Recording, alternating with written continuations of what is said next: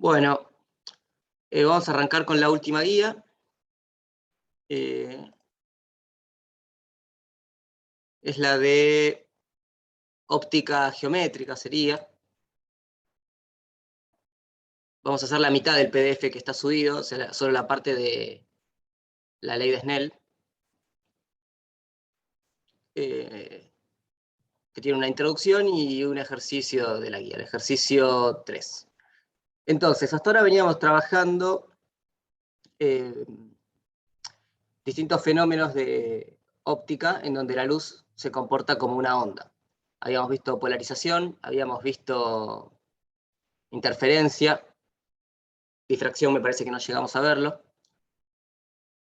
Pero bueno, ahora vamos a ver un fenómeno de la luz, que es simplemente la propagación de la luz en el espacio y cómo rebota o se transmite en superficies, en donde desaparece el carácter ondulatorio y la luz se comporta,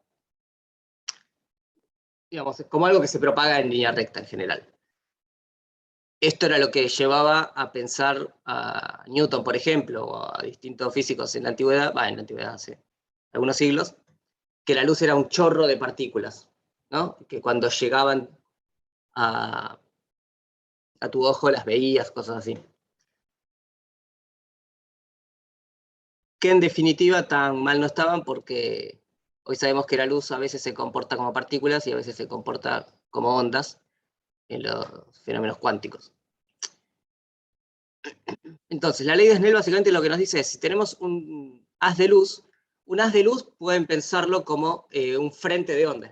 Digamos, ¿se acuerdan que en las ondas habíamos visto que, por ejemplo, la onda electromagnética, si se propagaba en la dirección, a veces le decíamos Z, oscilaba en la dirección X y en la dirección Y? Lo que estamos viendo acá sería en la dirección en la que se propaga, en la que avanza la onda electromagnética. Entonces, esta que es la ley de Snell, que ahora les comento que en verdad, a esto me lo comentaron cuando yo cursé la materia de óptica, aparentemente había un físico persa, muchos siglos antes que Snell, que ya la había descubierto, se llamaba Ibn Sal, así que bueno, decirle ley de Snell es sacarle mérito a ese otro, pero se descubrió después que ya lo había escrito. Así que bueno, eso como un comentario histórico. Ahora vemos la ley de Snell que nos dice, cuando viene un haz de luz, incide sobre una superficie, este de acá, parte de esa luz se va a propagar al medio que está abajo y parte de esa luz se va a reflejar. Las intensidades de la luz transmitida y reflejada no nos van a interesar. No vamos a analizar las intensidades, solo vamos a analizar los ángulos con los que la luz entra y sale. Entonces, si la luz incide con un ángulo que se llama θ i, de incidencia puede ser, o inicial, la luz reflejada forma el mismo ángulo con respecto a la normal. Acá lo llaman θ t, no sé bien por qué, pero bueno, lo que tenemos es que θ i es igual a θ t. Estos dos ángulos van a ser iguales, siempre. ¿Sí? Tenemos que tener en cuenta que es el ángulo que forma la superficie con la normal. Entonces el ángulo de incidencia es igual al ángulo de reflexión.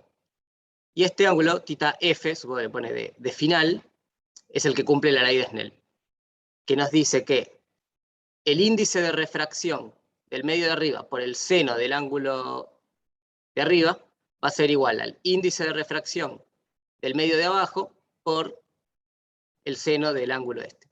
A veces a este le llaman T de transmitido, θ t, y a este le llaman θ r de reflejado, pero bueno, acá está anotado θ i, calculo que de inicial el que está acá arriba, θ f el que está acá y θ t el que está acá. Entonces, el n es un valor que cada medio, cada material, tiene su índice de refracción. Que básicamente lo que nos dice es la velocidad de la luz en ese medio. N, en general, es la velocidad de la luz en el vacío dividido la velocidad de la luz en el medio.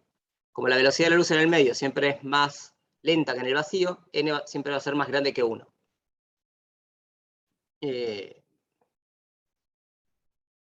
Y dependiendo si NI o NF es más grande o más chico, tita f, digamos, el rayo se va a abrir o se va a cerrar. Fíjense que todos estos ángulos, tita i, tita t, tita f, son ángulos que varían entre 0 y 90 grados. Y entre 0 y 90 grados, el seno es una función creciente. ¿Está bien?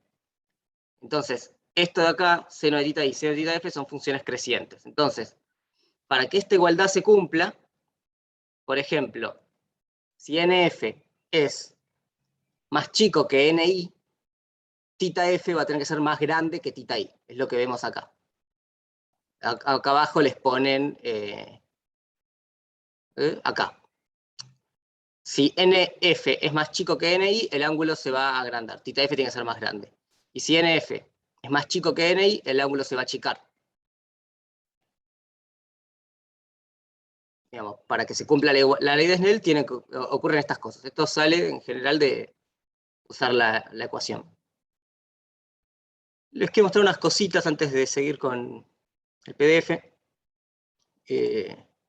A ver. Bueno, acá tenía esto que les había contado del matemático o físico Ibn Sal, que vivió en estos siglos, en estos años. Bueno, nada.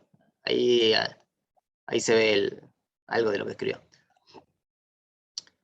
¿Por qué ocurre esto de que cambia el ángulo? Si lo pensamos como ondas, acá me pareció que esta animación está muy buena, porque vemos que la luz es una onda que se propaga, ¿no? Entonces tenemos la onda circular, digamos, sale acá y se va propagando en ese sentido. El rayo de luz es el frente de la onda. Entonces, la onda acá se está propagando a una velocidad. Cuando llega al medio que está abajo, la luz se empieza a propagar con una velocidad más lenta. ¿Se acuerdan lo que les decía? Que el índice de refracción es la velocidad de luz en el vacío, C dividido la velocidad de luz en el medio, B. Entonces, como acá abajo se propaga a una velocidad más lenta, y aparte, cada frente de onda llega a distinto tiempo, a distintos puntos del medio, de abajo, es decir, acá está llegando un tiempo, pero ese frente de onda se va propagando, y llega más tarde a los otros puntos, eso genera este efecto en el que cambia la dirección en la que se propaga la onda, o en la que se propaga el frente de onda. Había acá, este gráfico también me gustó. Fíjense, imagínense que estas líneas punteadas son el frente de onda que va avanzando. Y va avanzando en este medio rápido. Y en un momento llega a la interfaz. Pero claro, esta línea, si la miramos, llega abajo, digamos, llega al medio lento, que lo llaman así, primero. Es decir, primero llega a este punto. Y después, a medida que se va propagando el frente, llega a este punto, llega a este, es decir, van llegando los distintos puntos del frente de onda. Y cuando llegan a este medio se empiezan a propagar a una velocidad más lenta. ¿Está bien? Esta línea es muy clara. Va llegando a este frente y los puntos que van llegando se empiezan a propagar, pero con una velocidad más lenta. Y al propagarse con una velocidad más lenta, se genera este efecto en el que cambia la dirección de la propagación de la onda. Esto se los muestro como para que tengamos una idea de por qué se genera la ley de Snell, o por qué se genera este cambio en la dirección de propagación de la luz cuando se pasa de un medio a otro. Ahí un compañero tiene una consulta, sí. No es tanto una consulta, sino como un aporte, una explicación que me dieron a mí y me sirvió para entenderlo. Si vos te imaginas el frente de onda, tipo, como este es el frente de onda, cuando esta parte llega al medio lento, gira, porque esta parte está yendo más rápida que esta. Ah, como si sintiese una fuerza. Claro. Puede ser. Como va a cierta Sí. velocidad, de repente esta parte va un poco más despacio, entonces todo gira. Claro, es exactamente lo que está pasando acá. Hasta que está todo dentro del medio de onda lento y va de vuelta en línea recta. Perfecto. En definitiva es esto, es lo mismo. Teníamos esta línea roja que está acá, y cuando llega al medio gira, se convierte en esta línea roja que está acá. Y se empiezan a propagar girados. Sí, está buena la imagen. Entonces, ¿qué significa que la luz cambia de dirección? Si volvemos a la ley de Snell, a ver, volvemos un poco al PDF, lo que vemos las personas es una imagen que genera nuestro cerebro, digamos, a raíz de la luz que recibe. Y las imágenes las formamos suponiendo que los objetos están en línea recta de la luz que recibimos. Entonces, si acá hay un objeto que está emitiendo luz, la luz se propaga en esta dirección, y nosotros estamos ubicados acá, la luz que recibimos de este objeto no nos llega en esta dirección, nos llega en esta dirección, pues se dobló. Entonces nosotros a ese objeto lo vamos a ver corrido. Si estamos acá, al objeto lo vamos a ver como si viniese de esta dirección, entonces lo veríamos acá, por ejemplo, ¿no? Es como una extrapolación de esto. Un poco más intuitivo es el caso de la luz reflejada. Si estamos parados acá, y hay un objeto acá, imagínense que esto en F puede ser un lago, y acá el objeto es una montaña. El objeto emite luz, la luz se refleja, y nosotros estamos parados acá, entonces vemos a este objeto que emitía la luz como si estuviese acá abajo. Obviamente, si el objeto está acá y nosotros estamos acá, también hay un rayo de luz que hace esto. O sea, vemos el objeto de frente, pero también vemos el objeto acá abajo, vemos su reflejo. Si es una montaña, vemos la montaña y vemos el reflejo de la montaña. Esto de formación de imágenes lo van a ver más bien el viernes, pero bueno, ya igual pueden ir avanzando con la guía. Y si estamos acá, el objeto lo vamos a ver como si estuviese acá en vez de acá. Les muestro también un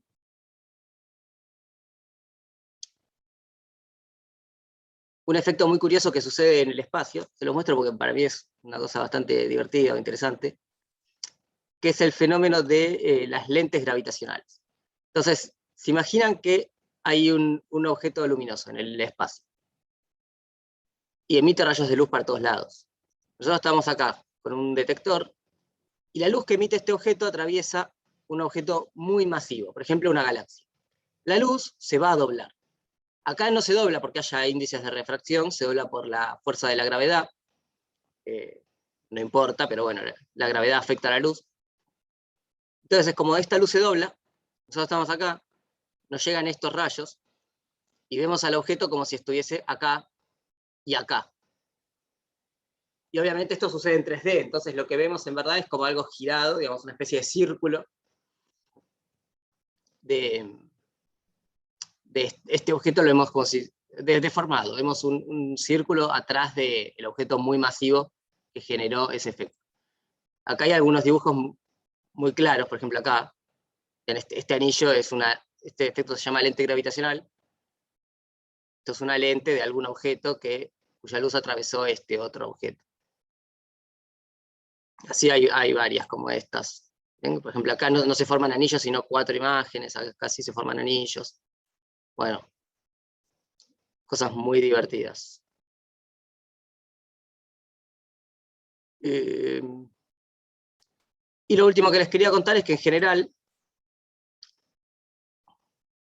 el índice depende de cada frecuencia de la luz. Entonces, para distintas frecuencias de la luz,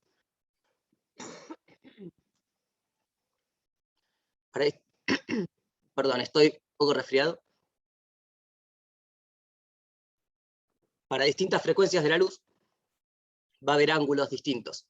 Entonces ahí se generan este tipo de efectos, que algunos tal vez ya lo conocen, que es que si entra un rayo de luz blanca que tiene todas las frecuencias de la luz, se abren en distintos ángulos cada uno de los colores. Esta es la tapa del disco de Pink Floyd. Entonces, bueno, ahora sí, dicho todo esto, seguimos con... hay una cosa más, que es el ángulo crítico.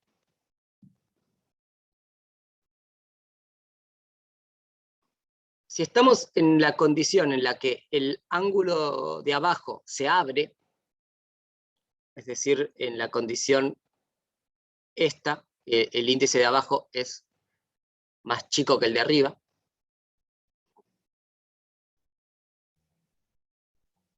A medida que vamos tirando el haz de luz más grande, es decir, a medida que aumentamos θi, este ángulo se va haciendo más grande, θf se va haciendo también más grande.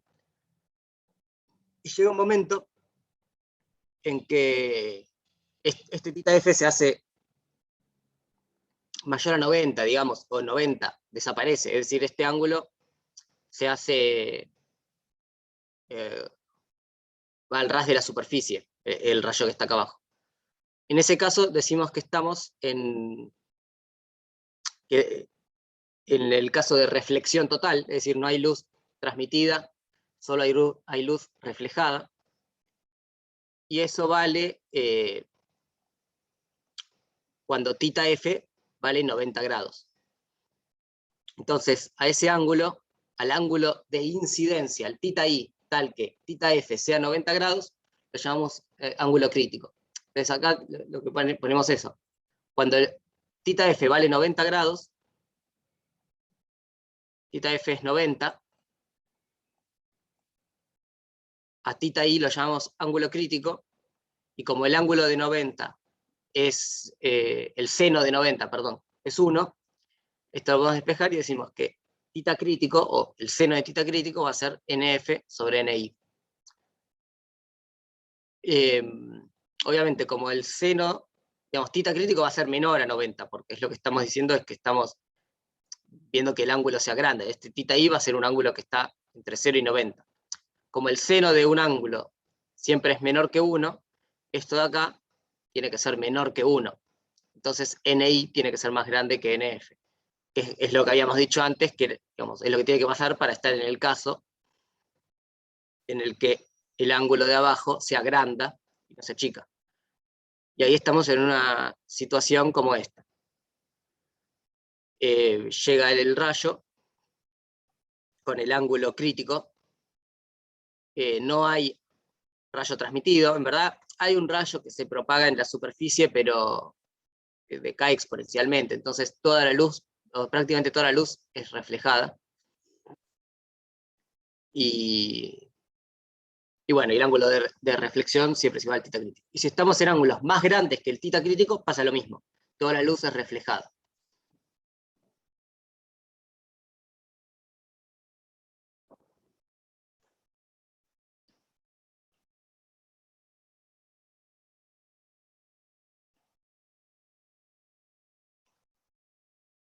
Bueno, ¿alguna pregunta hasta acá? Si no, arrancamos con el ejercicio.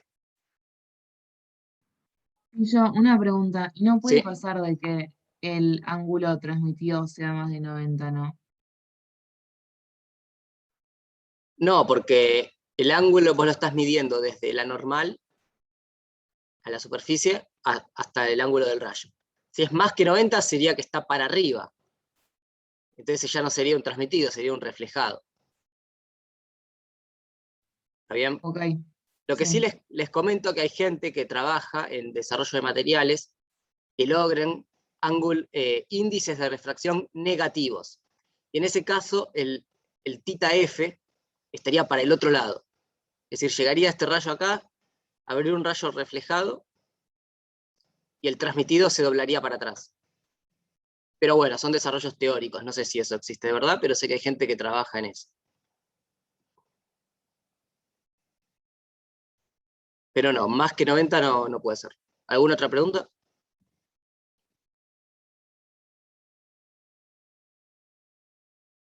Joaquín, seguís con la mano levantada, a veces me confunde un poquito. Bueno, Gracias, no lo había visto. no, todo bien. Bueno, hacemos el ejercicio 3. Acá dice ejercicio 5 de la guía 4, eso está mal, quedó de antes. Es el ejercicio 3 de la guía 6. Entonces vamos a usar un poco de lo del ángulo crítico y la ley de Snell. Dice, un rayo de luz incide sobre una placa de vidrio inmersa en aire con un ángulo de incidencia de 45 grados. ¿Cuál debe ser el índice de refracción, n, del vidrio, para que haya reflexión total en la cara vertical? Es decir, tenemos este dibujo. El aire vamos a suponer que tiene índice de refracción igual a 1, que es el índice de refracción del vacío. Acá el gráfico está un poco mejor. Entonces la idea es que nuestra incógnita es n. Queremos averiguar n sabiendo que si este rayo está a 45 grados y queremos que haya acá reflexión interna. O sea, es decir, que queremos que este ángulo de acá sea el ángulo crítico o mayor. Es decir, el n tal que ese ángulo sea el ángulo crítico. Entonces dijimos, tenemos este ángulo de acá.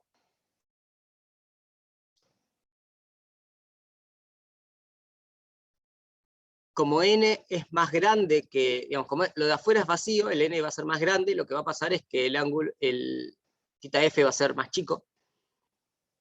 Este ángulo se va a achicar, no es que se va a abrir. Y acá estamos en el caso en el que pasamos del n a el aire. Como el aire es más chico, su n, digamos, acá sí puede haber reflexión total interna. Acá no puede haber, porque estamos en el caso en que el ángulo se achica. Pero acá, si hubiese un transmitido, se agrandaría. Y nosotros queremos estar en la situación en la que todo se refleja, acá. Entonces, tenemos este θi, es 45 grados. Tenemos este θf, a través de la ley de Snell, que igual va a depender de n, que es nuestra incógnita. Pero tenemos una expresión matemática que los vincula.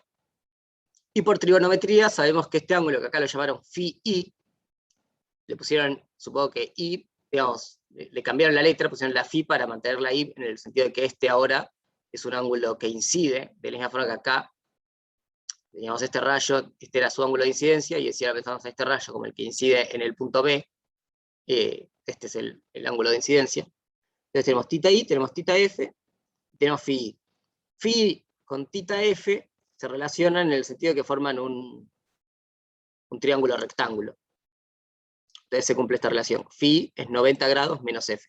¿No? ¿Se acuerdan que Φ más θf tiene que dar 90 grados? Porque Φ más θf más este ángulo, que es 90, tiene que dar 180. Entonces, bueno, estas son las tres cosas que les acabo de comentar. Dice, con todas estas consideraciones, planteamos la ley de Snell en ambas interfaces, en el punto A y en el punto B, para poder hallar n, que es nuestra incógnita. Vamos a tener que usar la condición de ángulo crítico en algún lado. Interfase A, acá bueno, un error de ortografía. Interface A. Tenemos NI seno de θi igual NF seno de θf, esa es la ley de Snell. Dijimos que NI vale 1, porque es el aire, o lo consideramos 1. θi son 45 grados. Entonces nos queda esta relación. N por el seno de θf es el seno de 45. θf no lo conocemos, y n es nuestra incógnita, tampoco la conocemos. Pero ya tenemos una primera relación que vincula las dos cosas. Y ahora tenemos que plantear la ley de Snell en el punto B. Ni seno de φ es igual a nf seno de θf.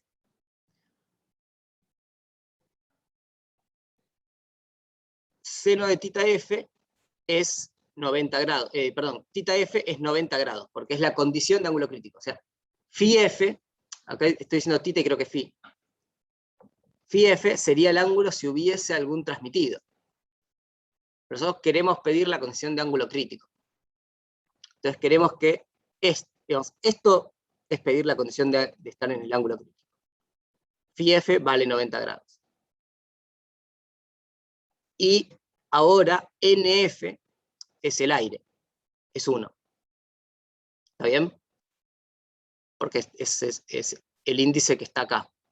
Entonces, para la interfaz B, planteamos la ley de Snell, pedimos la condición de ángulo crítico, usamos este n que es conocido, y ahora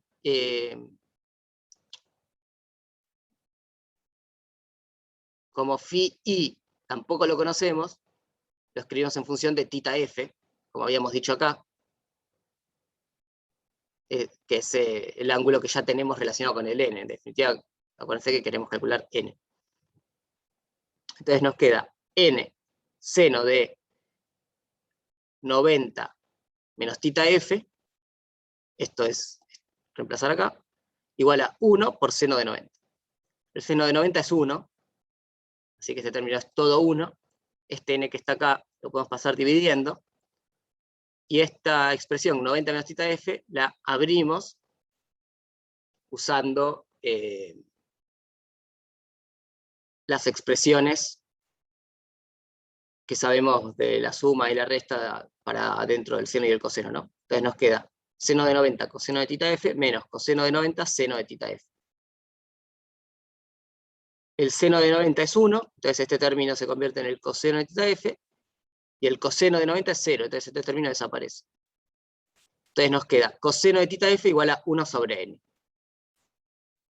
Entonces ahora tenemos dos ecuaciones con dos incógnitas. Coseno de tita f es igual a 1 sobre n, y, digamos, seno de tita f es seno de 45 grados dividido n. Si pensamos que este n lo vamos a pasar dividiendo acá, tenemos dos ecuaciones con dos incógnitas. Entonces ya podemos despejar alguna y reemplazar en la otra. Acá no les dice bien cómo hacer la cuenta. La forma más fácil me parece que es pensar que usar... Vamos por acá.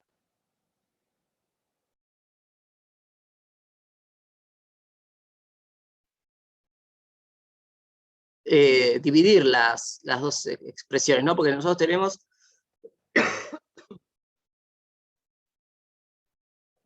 esta, segundo, tenemos esta expresión de acá, y tenemos la otra que era seno de tita f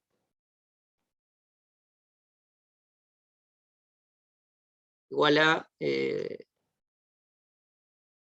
no puedo ir para arriba sin dejar de dibujar.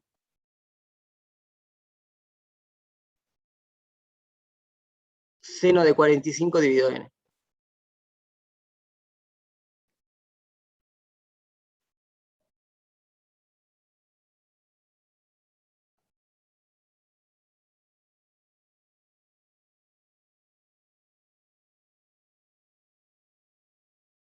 Entonces, si dividimos las dos ecuaciones, nos queda seno de tita f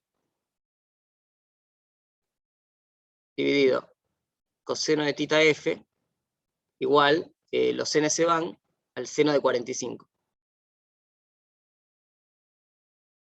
Y seno dividido coseno es tangente. El seno de 45 vale más o menos 0,7. Entonces ahí despejamos tita f como el arco tangente de 0,7, y esto da más o menos 35 grados.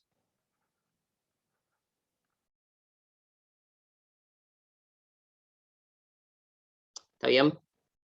Les hice esta cuentita porque acá en el PDF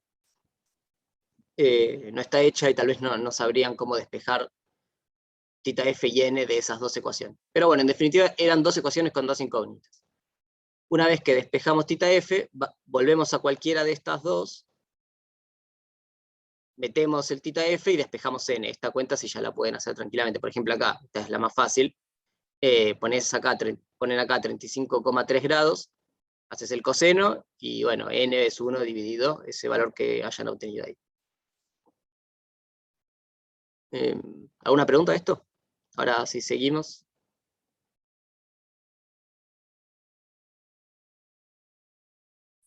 No, se entendió.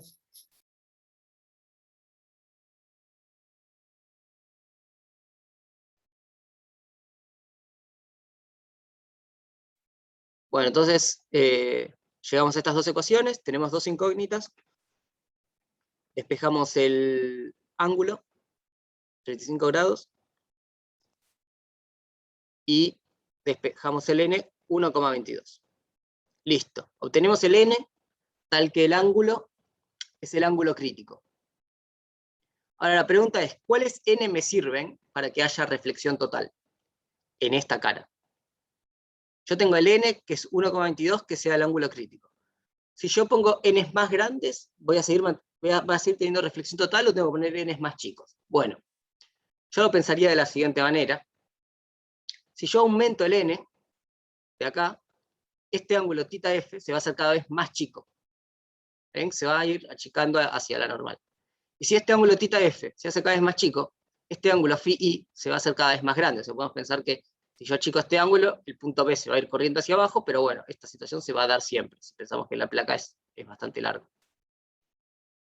Entonces, si agrando n, se achica θf, y si se achica θf, se agranda φi.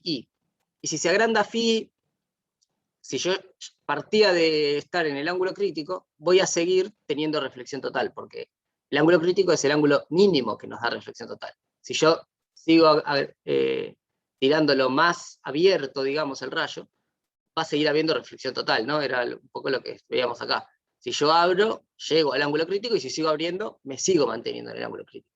Entonces, el n que obtuvimos, que es 1,22, es una cota mínima. Es el índice de refracción mínimo que da el θ, que da reflexión total. Acá lo explican esto mismo, haciendo alguna cuentita, lo pueden leer. Me parecía bueno verlo también, entendiéndolo geométricamente lo que pasaba. Así que, bueno, con esto terminamos el problema, ¿no? La respuesta a la pregunta, ¿cuál debe ser el índice de refracción para que haya reflexión total interna? Es más n mayor o igual que 1,22.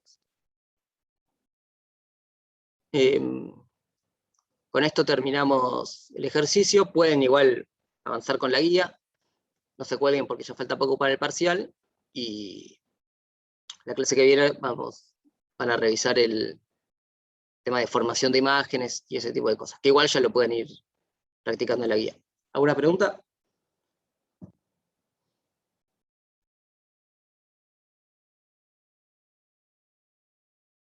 Bueno. Espero que se haya entendido.